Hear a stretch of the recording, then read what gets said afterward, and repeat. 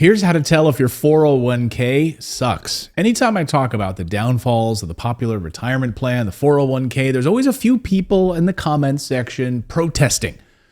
If you're one of those lucky few that has been able to build a large retirement savings inside of a 401k, that's great, good for you, but unfortunately, this isn't the norm. Most people who put money into a 401k aren't able to save enough to fund a comfortable retirement. End of story. There are many reasons why the 401k fails investors, and I have plenty of videos I can direct you to if you'd like to learn more about this. Educate yourself on it. But if you're squirreling your extra dollars into a 401k, blindly wondering if it'll be enough for retirement, today's show is for you. We're going to cover a few ways that you can tell if your 401k sucks. So let's get into it. Number one, high fees. If your 401k plan is riddled with high fees, your plan administrator is undoubtedly taking advantage of you. And if you're thinking, hey, I don't even know what types of fees I'm paying in my 401k plan, then yeah, you're not alone. A 2021 report released by the Government Accountability Office, the GAO, found that nearly 40% of Americans don't fully understand the fees in their 401ks. And I think that number is probably very, very low. Even worse, 41% of investors don't even know their 401k has fees at all. Most people think, oh, this is just a new account. I don't have to pay any fees at all. It's insane. That's how they get you. A lot of these fees are purposefully unclear, and there's no education around the 401k. So it's time for you to take a look at your statements. Reach out to your provider and get a clear understanding of exactly how much you're paying in fees on a monthly and yearly basis. The number will shock you. And if you look at your statement and you see a whole host of fees listed as fund management fees, administrator fees, service fees, advisor fees, I implore you to dig in just a little bit further. Researchers at Yale University studied the excessive fees inside the 401k plans and determined that fees totaling over 1% are hurting your retirement savings. So what can you do if you're paying high fees? Well, depending on your employment status, you might be locked into your account. So in that scenario, here are your options. First, give your provider a call. Seriously, ask about those fees. The first step to changing the system is awareness, and we can do that by demanding transparency from these companies that profit from a lack of financial education. They prey on us in this way. It's likely that you've invested in funds that have a high fee schedule, and in that case, you can actually change the funds you're investing in. And if your plan itself has high fees, it might be worth bringing it up with your employer, especially if you work at a small business.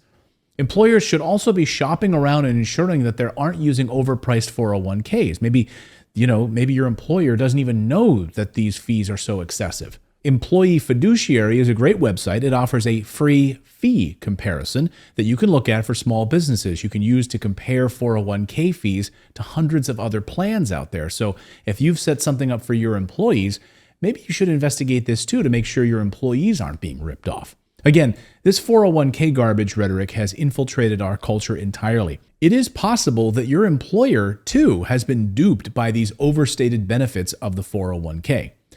Number two, no employer match. 99% of people I hear from who are happy with their 401k have one thing in common: a great company match. And really, that's about the only scenario in which a 401k makes sense. I've been saying that for years.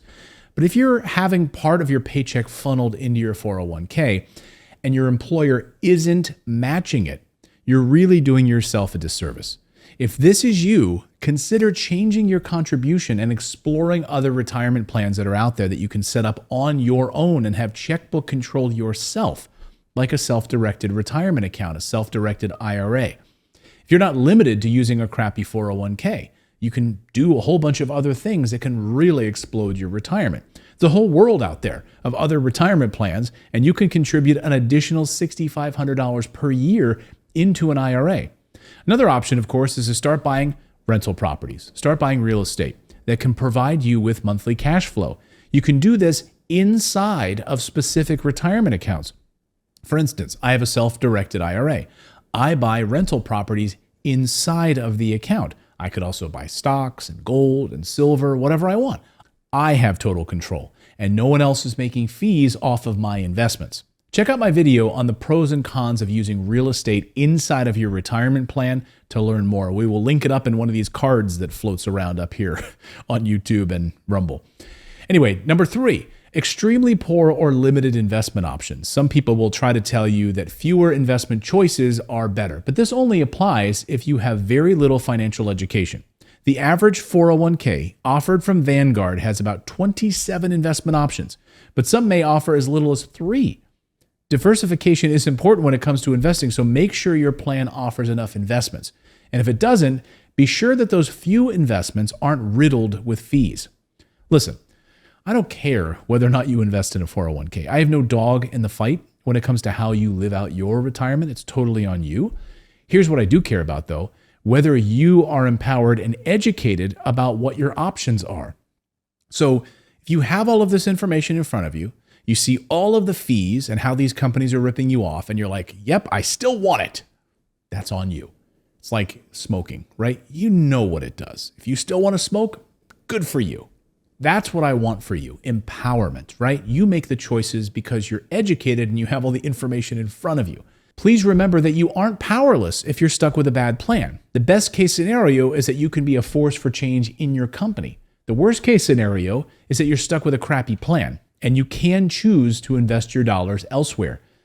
For more on 401ks and financial intelligence, I have a couple of video recommendations that I'd love for you to check out. This one's called The Secrets of the 401k That Are Destroying Your Retirement and Why Saving for Retirement is Impossible. Watch that video next, and we'll see you next time.